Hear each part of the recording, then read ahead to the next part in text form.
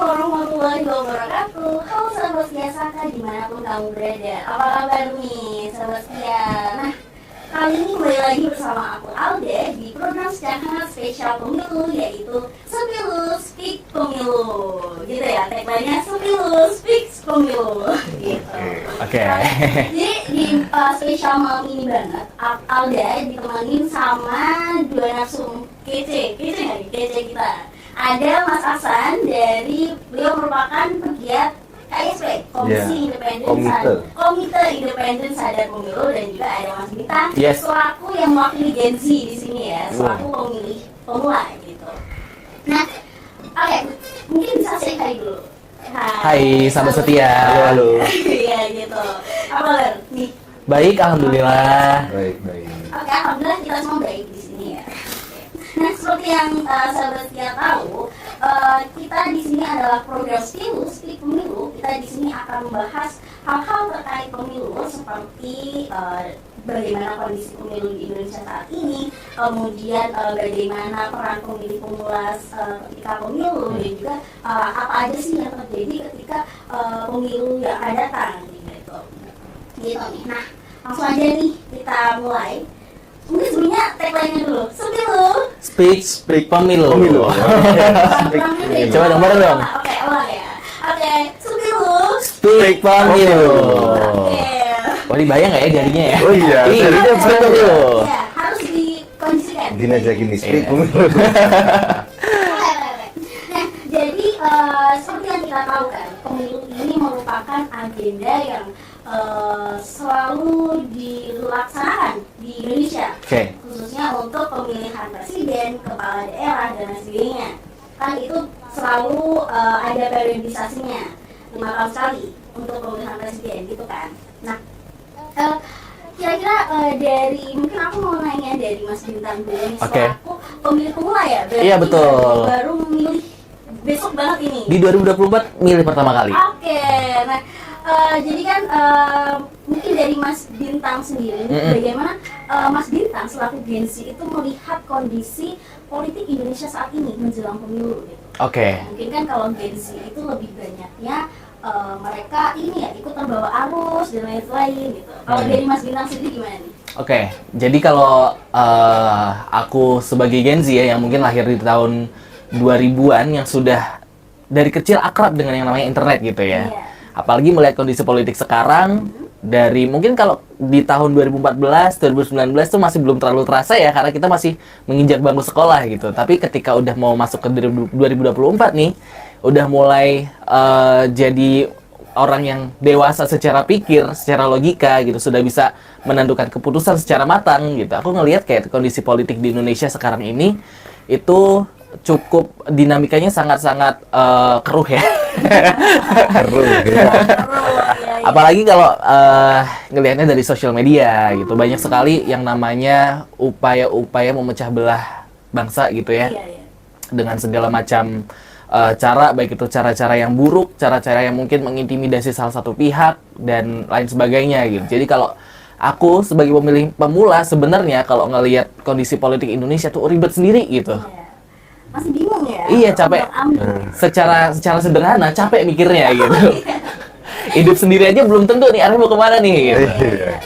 Iya, betul juga sih. Apalagi kita melihat banyak konten-konten dari sosial media yang tentunya kita harus menyaring, tapi juga belum tahu nih apa yang kita saring. Betul. Kalau dari Mas Aksan sendiri gimana nih, selaku pegiat dari KSP sendiri, mungkin lebih tahu ya terkait bagaimana kondisi politik di Indonesia saat ini? Pertama tentu kita bisa melihat bahwasannya pemilu tahun 2024 itu berbeda dengan pemilu-pemilu sebelumnya. Bagaimana kemudian kita bisa melihat dari pertama jumlah calon presiden. Tahun-tahun sebelumnya 2 orang terus itu. Betul. Nah, sekarang ada tiga poros, yang artinya itu kita bisa melihat bahwasanya peta pemilih itu akan lebih beraneka ragam. Terus kemudian kedua, hal yang paling menarik adalah bahwasannya sekarang sudah era digital, sehingga pemanfaatan oleh para calon dan juga kontestasi pemilu itu masuk ke ruang-ruang digital. yang dimana itu lekat dengan anak muda, karena mayoritas pengguna sosial media kan anak muda kan, sosial media itu. Nah, sehingga ini menjadi menarik bahwasanya pertarungan politik 2024 ini tidak hanya pertarungan secara konvensional, namun juga pertarungan di dunia digital, terutama di TikTok. Nah, itu goreng sana, goreng sini, itu pasti terjadi dalam pemilu. Dalam artian memang setiap tahapan pemilu dan proses demokrasi itu pasti akan selalu ada konflik. Nah, tetapi pemilu itu konflik yang dilembagakan, konflik yang sah, yang dibuat oleh KPU dan Bawaslu untuk bertarung adu gagasan, bukan bertarung untuk kemudian saling menjelekkan secara pribadi dan lain sebagainya. Jadi saya melihat bahwa ini akan lebih menarik lah. Bisa jadi hanya satu putaran atau 2 putaran, mungkin itu. Lebih ini ya, karena lebih beragam juga ya. Jadi lebih kayak kotak-kotakannya tuh lebih banyak gitu. Ada yang ke ABC gitu. Ya sih, kalau dilihat-lihat juga, apalagi sosial media sekarang itu cukup mempengaruhi ke Gen Z sendiri kan.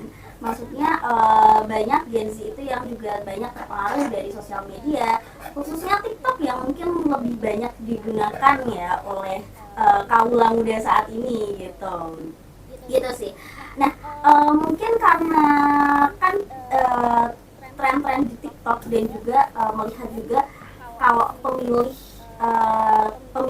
tahun ini itu kebanyakan dari pemuda, itu kira-kira bagaimana sih dari Mas Asa sendiri peran dari pemuda itu dalam menghadapi kondisi seperti ini gitu? Bagaimana mereka harus membarrier diri mereka supaya tidak ikut terbawa arus aliran berita yang tidak benar dan lain-lain gitu.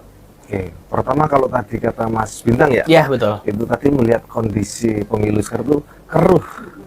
Artinya ini salah satu sampel bagaimana kemudian anak muda itu melihat kondisi politik saat ini. Berarti kan artinya kita sebagai generasi muda bangsa juga bersedih kemudian melihat bahwa ternyata politik ini cenderung banyak negatifnya nih daripada positifnya. Padahal itu salah satu langkah untuk kemudian upaya membangun bangsa, proses membangun bangsa kan pemilu. Nah, sehingga memang apa yang harus dilakukan, tentu pertama kita harus bisa memfilter mana berita yang benar, mana berita yang tidak benar.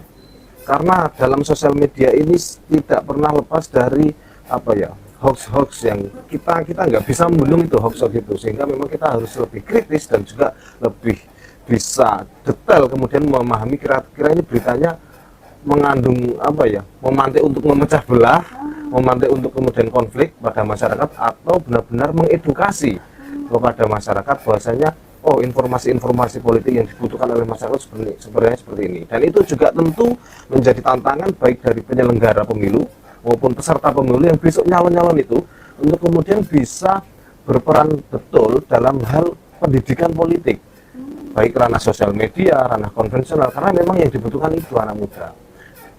Dan di mana anak muda ini kadangkali masih emosionalnya kadang-kadang juga mudah terbawa. Itu yang mungkin PR buat kita semua untuk kemudian bisa lebih bijak untuk menghadapi pemilu besok.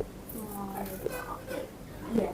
Kalau dari Mas Bintang sendiri nih, gimana sebagai pemilih pemula dan Gen Z nih, gimana kalau dari Mas Bintang sendiri dalam menyaring berita-berita tersebut atau dalam sikap dalam bersosial media tersebut?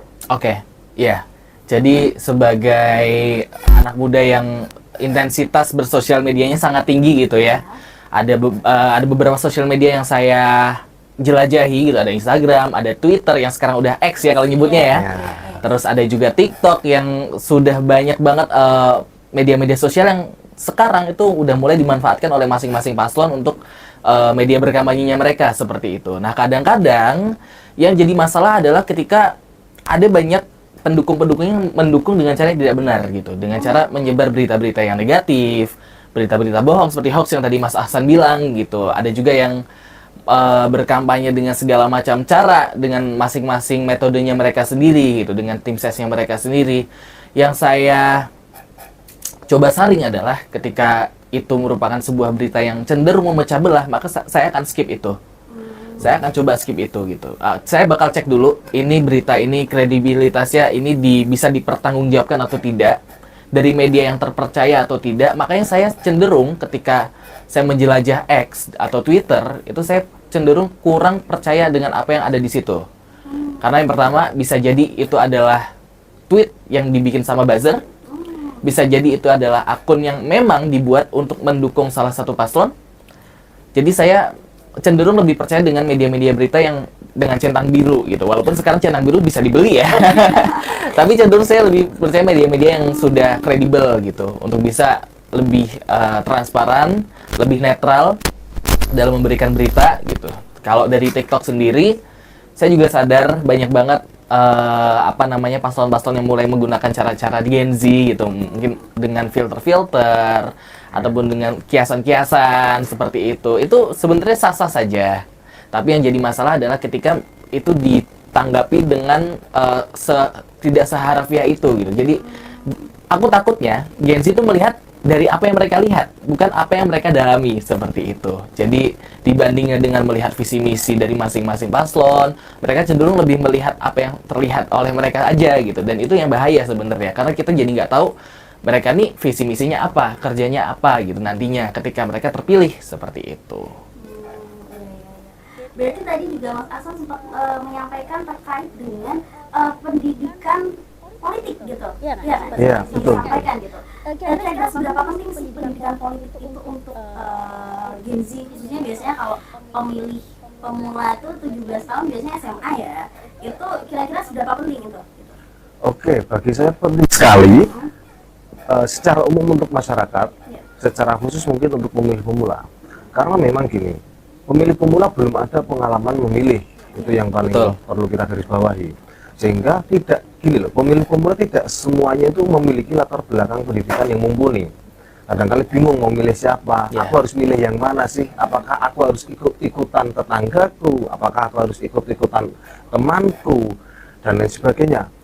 Nah, itu perlu kemudian dibangun dinamika atau iklim pendidikan politik untuk kemudian paling tidak memberitahu bahwasanya pemilih pemula itu harus memilih calon yang seperti ini, atau bersikap dalam menyikapi sentimen dan juga konflik politik itu seperti apa sih.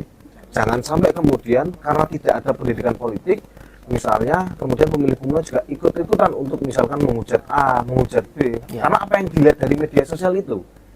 Nah, ini yang menjadi bagi saya gap yang kemudian harus diselesaikan. Jadi sepenting itu pendidikan politik. Pendidikan politik kan luas ya, tidak hanya kemudian memberitahu caranya memilih. Kalau semua orang cara memilih ya gampang, tinggal ke TPS nyoblos. Cuman kita mau nyoblos siapa, fungsinya nyoblos apa, kepentingannya apa, suara kita berdampak apa, dan kalau si orang yang sudah coblos itu jadi berdampak ke kita tuh apa. Jadi berpikir politik itu harus berpikir sejauh itu. Nah, sehingga perlu pendidikan politik yang berkala dan juga bertahap. Gitu. Dan juga kalau dilihat-lihat itu maksudnya kalau dari Alda sendiri masih belum melihat gitu sesering apa pendidikan politik itu disampaikan kepada siswa-siswi, khususnya dari saat ini. Kalau dari Mas Bintang sendiri, apakah pernah terus mendapatkan bagaimana pendidikan politik itu, apakah ketika di SMA atau ketika di perkuliahan? Oke, jadi sebenarnya secara tidak langsung ya, kita tuh sudah diajarkan bagaimana kita berpolitik sejak di bangku sekolah, seperti itu. Kayak misalnya di bangku SMP, SMA ada pemilihan ketua OSIS yang kita memilih dari masing-masing calon, seperti itu kan. Ada namanya komisi pemilihan OSIS di situ. Kemudian ketika kita masuk ke bangku kuliah yang kalau kata mahasiswa miniatur negara gitu ya Mas ya. Banyak sekali dinamika-dinamika yang sudah mirip seperti negara. Kita memilih gubernur fakultas, kita memilih presiden mahasiswa, yang mana itu juga nantinya kita bakal tahu nih, ini kalau misalnya kita nyoblos orang ini, itu bakal berdampak sejauh apa ke fakultas kita, berdampak sejauh apa ke universitas kita, ke mahasiswa yang terdampak, seperti itu. Jadi sebenarnya kalau dibilang pendidikan politik, sebenarnya secara tidak langsung memang sudah diajarkan. Mungkin lebih ke edukasi bagaimana cara memilih yang tepatnya, seperti itu. Bagaimana cara kita kritis untuk bisa kemudian menciptakan iklim pemilu di Indonesia ini lebih damai, seperti itu. Jadi maksudnya pendidikan politik ini sebenarnya bisa didapatkan secara tidak langsung dari kehidupan sehari-hari kita gitu ya. Terus kalau dari Mas Bintang sendiri, kira-kira pernah nggak merasa apakah kondisi politik Indonesia saat ini sudah mengarah ke hal yang lebih positif, atau mungkin lebih baik lah intinya gitu? Oke, oke. Sebenarnya lebih baik atau tidaknya itu kan relatif ya. Apakah itu baik atau buruk kan yang menilai kan adalah rakyat gitu. Apakah rakyat yang tidak terkena dampak oleh pemimpin sekarang itu mungkin akan merasa itu buruk gitu. Tapi kalau pada masyarakat yang merasakan dampak manfaatnya itu pasti mereka juga merasakan itu baik gitu. Nah, kalau saya melihat kondisi politik Indonesia sekarang, semua sebenarnya niatnya baik kok. Dari setiap paslon tuh pasti niatnya baik untuk memajukan Indonesia, mensejahterakan bangsa-bangsa Indonesia seperti itu. Cuma yang mungkin perlu digarisbawahi adalah gimana caranya si paslon-paslon yang nantinya akan kita pilih ini bisa menyampaikan aspirasi rakyat gitu. Jadi aspirasi rakyat mereka tampung, mereka sampaikan, dan mereka lakukan. Seperti itu. Oh iya, Mas Asam sendiri gimana? Apakah sudah merasakan? Kalau Mas Asam sudah milih berapa kali? Dua kali berarti? Dua kali Iya. sama besok berarti? Iya, betul. Kira-kira bisa nggak membandingkan kalau dari kontestasi sebelumnya sama yang sekarang itu, apakah ada kira-kira yang mungkin kelihatannya lebih baik gitu, atau menuju hal yang lebih positif gitu? Pertama, politik terutama pemilu itu bagian dari proses demokrasi. Sehingga kita pertama harus melihat kira-kira indeks demokrasi Indonesia ini baik atau buruk. Nah, Itu yang perlu dilihat. itu penting. Dan memang data yang kemudian teman-teman googling aja nantilah. Ada datanya bahwasanya indeks demokrasi Indonesia itu menurun. Kira-kira kalau 0 sampai 10 itu 6,7 lah. 6, lah dan ya 6, sekian lah, itu lupa detailnya. Cuman kalau 2022 itu sekitar 6,71 lah indeksnya. Itu dapat diukur dari kemudian proses pemilu, terus kemudian hak berpendapat, terus kemudian penampungan aspirasi dan sebagainya. Dan kalau dikatakan apakah sudah baik, jauh dari kata baik sebenarnya. Dan demokrasi itu kan ada dua ya, ada demokrasi prosedural dan juga demokrasi substansial. Secara prosedural, sistem pemilu itu sudah sangat demokratis karena memberikan hak ke semua rakyatnya untuk nyoblos, untuk memilih. Tapi secara substansi, apakah dalam proses-proses demokrasi tersebut betul-betul mengedepankan nilai-nilai demokrasi, itu yang menjadi pertanyaan. Sehingga memang kalau bagi saya, apakah saya nggak bisa kemudian mengatakan lebih baik dan juga sangat buruk, tidak bisa. Tetapi pada faktanya data bahwasanya menunjukkan bahwa indeks demokrasi Indonesia itu menurun. Sehingga bagi saya, tapi harapannya tentu di 2024 ini bisa tren positif lah harapannya ke depannya untuk pemilu. Walaupun memang dalam politik itu tidak bisa dipisahkan dari dua hal, power dan interest. Jadi kekuasaan dan kepentingan. Jadi santai saja. Siapa tahu nanti ada yang kalah, nego-nego ke yang menang tuh itu sudah biasa. Oke. Karena ini ya sahabat setia, pembahasan kita udah mulai seru banget nih. Tapi habis ini kita akan break sebentar. Speak pemilu. Saya nggak berani gini ya. Iya, betul. Speak pemilu.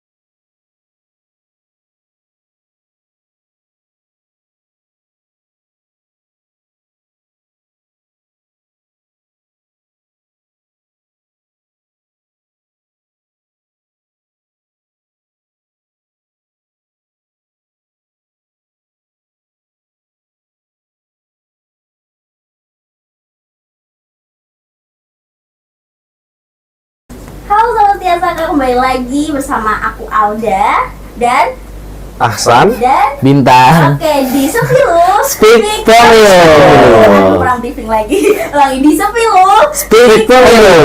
Oke. Nah, tadi kita tuh udah ini ya, udah ngobrol serius banget nih, seru banget terkait gimana sih kondisi politik Indonesia saat ini gitu. Apalagi kita sodorkan lagi dengan permasalahan dari pemilih pemula kayak gitu. Nah, sebenarnya ada yang lebih ini lagi dari pemilu yang sering terjadi itu adalah politik identitas. Oke. Iya. Itu kalau dari siapa ya? Mas Ahsan dulu deh. Kira-kira gimana sih pengaruh politik identitas itu terhadap keberlangsungan pemilu gitu. Oke, pertama pada hakikatnya manusia itu tidak bisa lepas dari identitasnya. Kemudian perlu kita pahami bersama bahwasanya politik identitas itu hal yang sebenarnya maklum selama dipakai untuk kebaikan bersama, bukan dipakai untuk kemudian mengunggulkan salah satu kelompok kemudian menjatuhkan kelompok lain. Sebenarnya miss-nya di situ kalau saya melihat sejauh ini konflik politik identitas. Akan tetapi kan sejauh ini politik identitas itu biasanya hanya melekat pada salah satu paslon. Padahal semua paslon itu memiliki identitas. Bahkan identitasnya saya kira sama lah. Saya mungkin background pendidikan dan juga background track record bagaimana kemudian pengalaman sebagai pemimpin itu yang berbeda.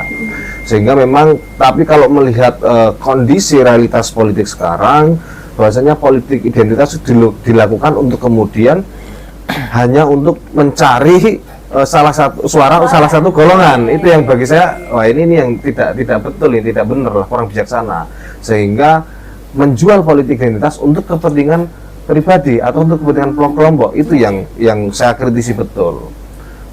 Kecuali untuk kepentingan bersama. Nah itu saya belum melihat hal itulah. Sehingga memang cenderung negatif mungkin ya kalau melihat sekarang konteks politik identitas itu, kalau dilihat secara konteks itu cenderung negatif. Berarti kayak istilahnya tuh lebih kayak menonjolkan hanya dari salah satunya saja. Padahal kalau namanya paslon itu adalah pasangan calon. Gitu. Ya. Jadi kayak tujuannya sebenarnya jadi lebih ke arah negatif gitu, karena kayak lebih hanya untuk menggait lebih banyak suara kayak gitu. Ya, untuk kepentingan memanfaatkan politik. Nah, itu yang itu tadi yang maksudnya terus politik identitas itu terus dimanfaatkan gitu. Ya. Nah, mungkin kalau dari Mas Bintang sendiri nih, gimana melihat politik identitas saat ini, apakah terus mempengaruhi dari Mas Bintang sendiri untuk aku bakal memilih ini karena aku suka dengan paslon A atau paslon B gitu. Oke. Atau gimana? Oke, aku rasa sih kalau aku sepakat ya sama Mas Hasan ya terkait politik identitas tuh ya mungkin seringkali dianggap dicap sebagai suatu hal yang negatif gitu. Padahal kalau ya sepakat dengan Mas Hasan gitu, sebenarnya itu bisa menjadi sesuatu yang maklum asal itu jadi media untuk bisa memberikan kebaikan seperti itu. Tujuannya untuk kebaikan seperti itu. Nah, yang seringkali kulihat di kalangan anak muda itu banyak banget akhirnya paslon-paslon yang approach-nya tuh ke anak muda semua gitu. Memainkan politik identitas, saya si paling muda nih gitu. Itu merasa yang paling muda gitu. Padahal kalau dilihat dari secara background pendidikannya atau mungkin secara background track recordnya ya mirip-mirip lah sebenarnya gitu. Cuma mungkin karena trennya adalah ini, makanya mereka memainkan identitas ini gitu. Tapi aku rasa sih selama itu tidak digunakan untuk hal yang negatif, tidak untuk mementingkan salah satu golongan aja seperti Mas Hasan bilang, menurut gitu adalah suatu hal yang jadi maklum ya sebenarnya gitu. Oke, berarti terus apakah politik identitas itu terus bisa betul-betul mempengaruhi suara rakyat itu sendiri? Kalau dari Mas Hasan sendiri gimana? Sejauh ini mempengaruhi. Sangat mempengaruhi? Iya, sangat mempengaruhi. Karena memang masyarakat di Indonesia masih cukup sensitif dengan isu politik identitas. Itu sih. Iya, kalau dari Mas Bintang sendiri gimana? Setuju. Dari yang aku lihat ya, rata-rata memang seperti itu adanya gitu, dan itu tidak bisa dipungkiri sebenarnya. Iya sih, betul banget. Maksudnya kayak apalagi dengan kembali lagi ke sosial media tadi kan, yang terus dibawa untuk membawa tren-tren atau juga mungkin beberapa paslon yang mengangkat orang yang berpengaruh di sana atau gimana gitu ya. Nah, dan juga sempat disebutkan juga bahwasannya kalau Alda searching tuh di KPU sendiri sudah menetapkan daftar pemilih tetap, dan di sana itu kebanyakan adalah Gen Z sendiri dan juga gen milenial, di mana persentasenya adalah sekitar 50%-an lah gitu. Jadi apakah kalau dari Mas Hasan sendiri, pemilih pemula itu apakah sangat berpengaruh dengan hasil dari pemilu yang akan datang nanti? Pasti berpengaruh, dan itu kemudian yang dimainkan oleh para calon pemangku kebijakan atau calon pemimpin, dan mereka sasarannya pendekatannya adalah pendekatan yang anak muda. seperti yang Bintang tadi sampaikan, si paling muda ini gue nih misalkan, atau siapa itu, dengan baik memainkan secara style berpakaian atau secara gaya bicara di sosmed, Betul. atau gaya bicara misalkan mengutip tweet-tweet netizen itu misalkan, nah itu kan salah satu bagaimana mereka itu memainkan peran untuk kemudian bisa mendekati anak muda, karena memang itu tadi persentase pemilih muda ini 50% lebih, sekitar 56-57% lah. Itu sehingga memang akan sangat berpengaruh begitu.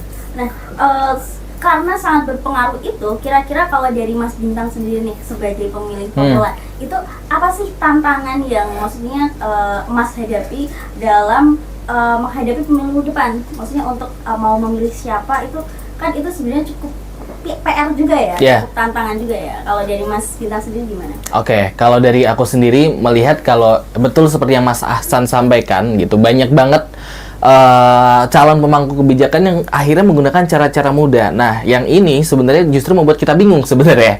Karena mana nih yang beneran muda?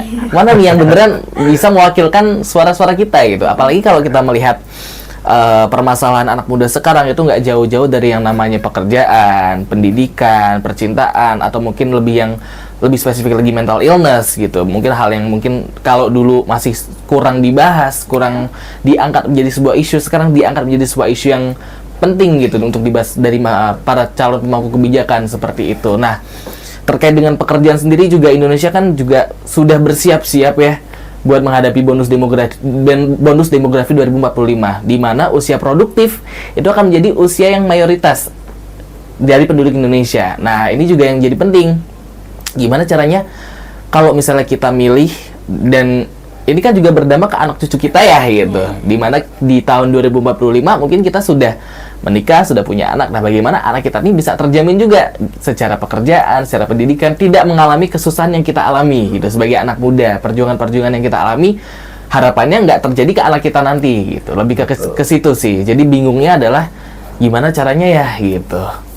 Oke, ketika permasalahannya adalah kebingungan untuk memilih suatu pasangan atau calon yang akan maju nanti, itu kira-kira gimana itu Mas?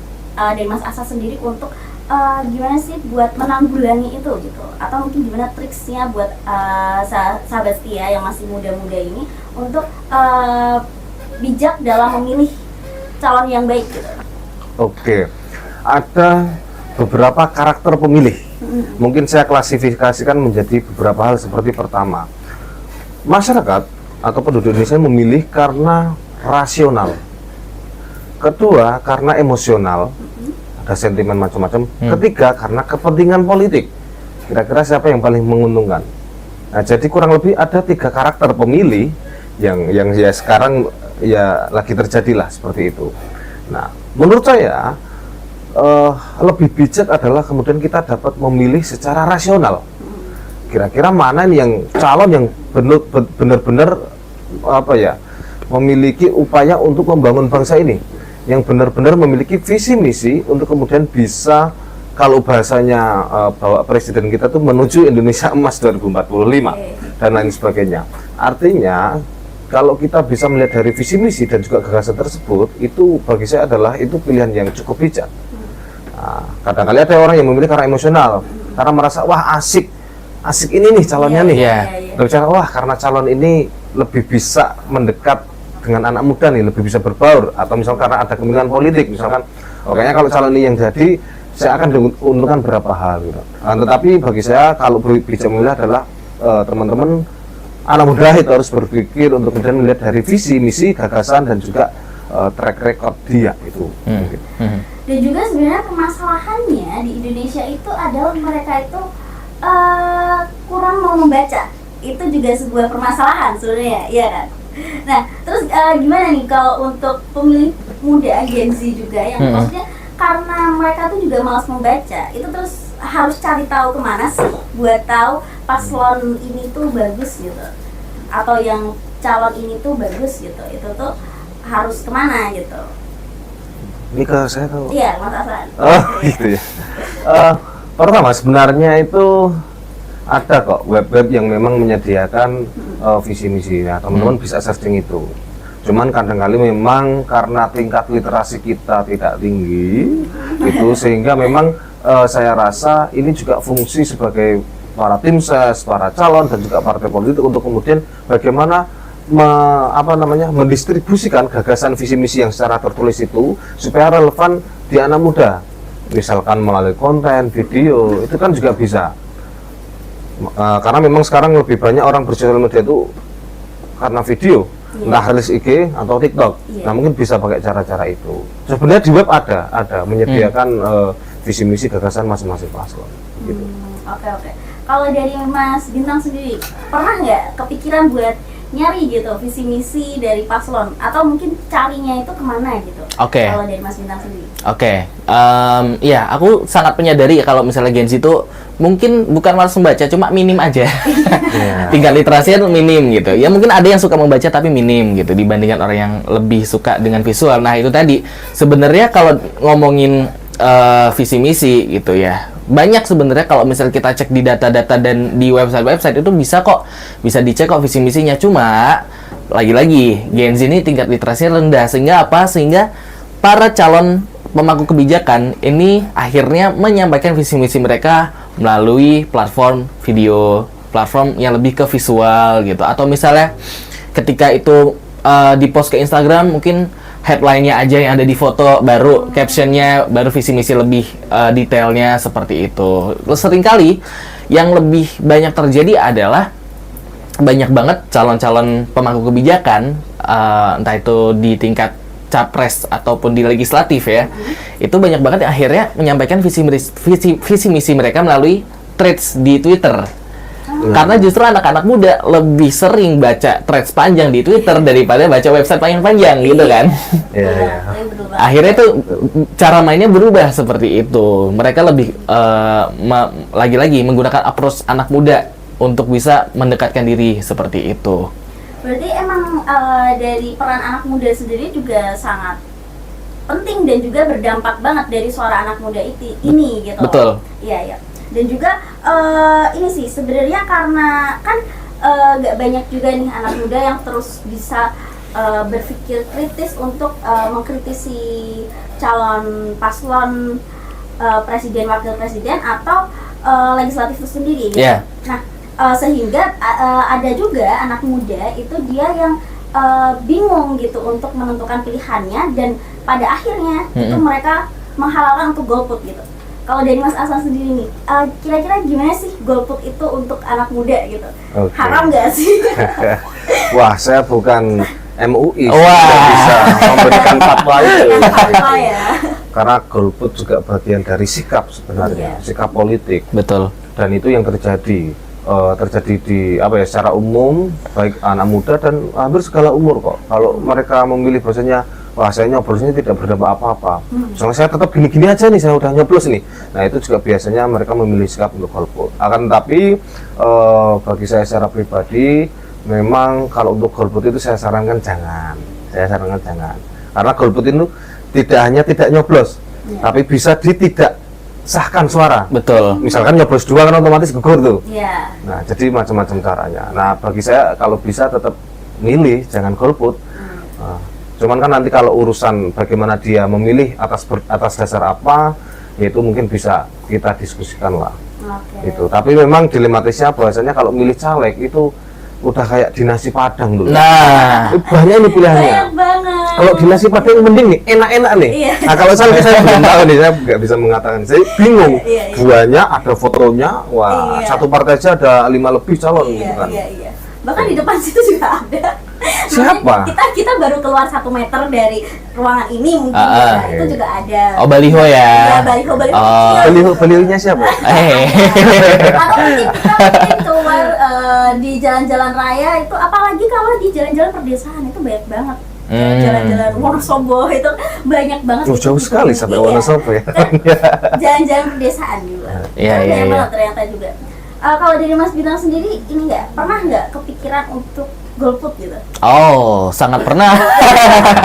Ya gimana ya, kalau dilihat dari emosional ya, yang namanya Gen Z, anak muda, mungkin millennials ada juga yang masih merasakan gitu, masih cenderung labil gitu, masih cenderung wait and see. cenderung melihat ini kira-kira ada yang blunder nggak, ntar udah terlanjur milih ternyata tidak sesuai harapan. Ternyata apa yang saya pilih, apa yang saya pertimbangkan ternyata hanya framing yang selama ini dibangun gitu. Ketika udah terpilih kembali seperti aslinya. Saya takutnya seperti itu. Jadi ada beberapa kali ketakutan untuk saya memilih kira-kira mana ya yang benar-benar bisa saya pilih. Mungkin bukan yang terbaik tapi seenggaknya yang lebih baik dari yang terburuk gitu. Tidak ada yang paling baik sebenarnya. Semuanya sama gitu.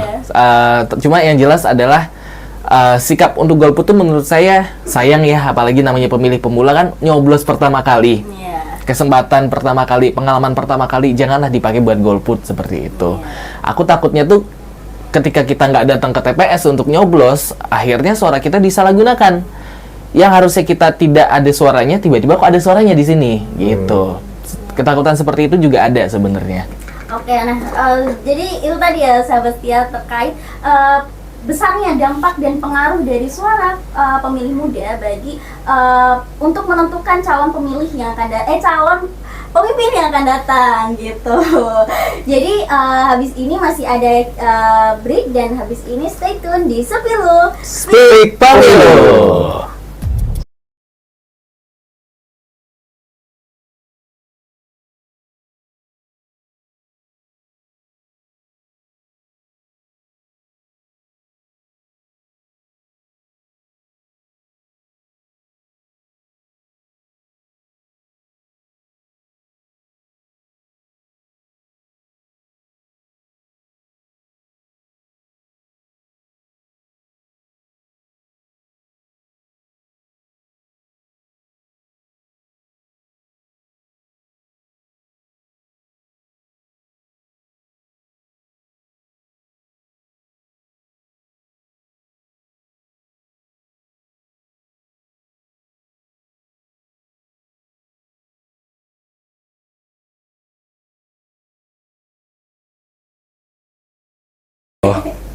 Nah tadi kita udah banyak ngobrol juga ya terkait dengan bagaimana kondisi politik Indonesia saat ini, kemudian juga bagaimana berdampaknya pemilih pemula terhadap menentukan pilihan pemimpin masa depan nanti gitu.